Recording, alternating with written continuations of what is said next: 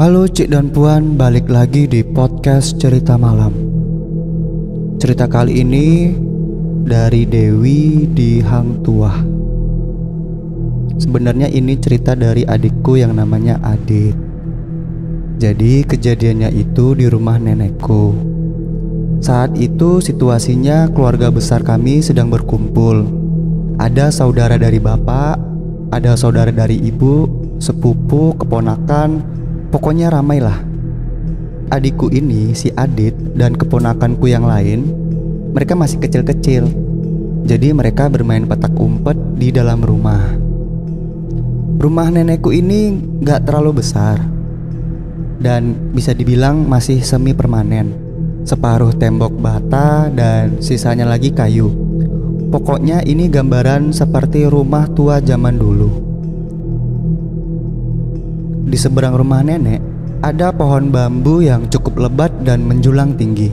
Dan kalau malam itu terlihat sedikit menyeramkan.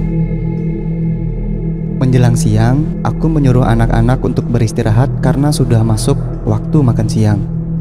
Akhirnya mereka berhenti untuk makan siang. Tapi adikku Adit itu gak ada.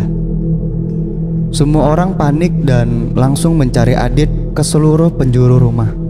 Mulai dari teras, di belakang rumah, di samping rumah, di seluruh kamar, lorong. Tapi Adit tuh gak ada. Sampai salah satu ponakanku bilang gini, "Tadi Adit dibawa mbak-mbak ke sana," katanya, sambil menunjuk arah bambu yang ada di depan rumah. "Loh, dibawa siapa? Kemana?" "Ke sana sama mbak-mbak cantik." Semua orang panik dan mengira kalau adikku diculik oleh orang. Kami terus mencarinya. Sampai gak terasa azan pun berkumandang. Orang-orang terus mencari sekali lagi di dalam rumah, ragu dengan keterangan sepupuku tadi. Lagi pula gak ada yang lihat Adit keluar rumah.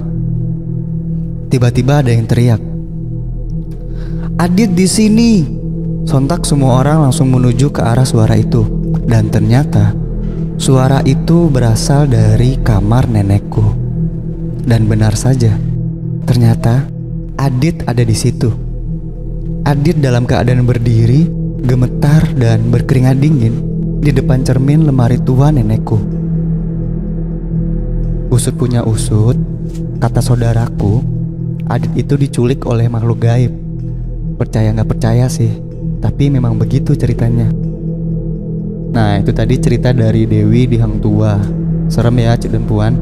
Kalau Cik dan Puan yang lain punya cerita yang horor atau bisa dibilang di luar akal pikiran, Cik dan Puan bisa kirim ceritanya ke email kita di redaksi@infopku.com atau langsung aja DM ke Instagram kita di @infopku_.